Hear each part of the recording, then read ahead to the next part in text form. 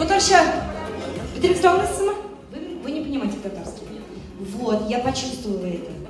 Да, я понимаю, что и по-татарски, и по-русски всем будет понятно максимально, ладно? Моментами, ладно? Если скажу по-татарски, переведу на русский, если скажу на русском, тем, кто не понимает по-русски, переведу на татарский. Поздравляем! Поздравляем! Поздравляем! Энергия, ладно?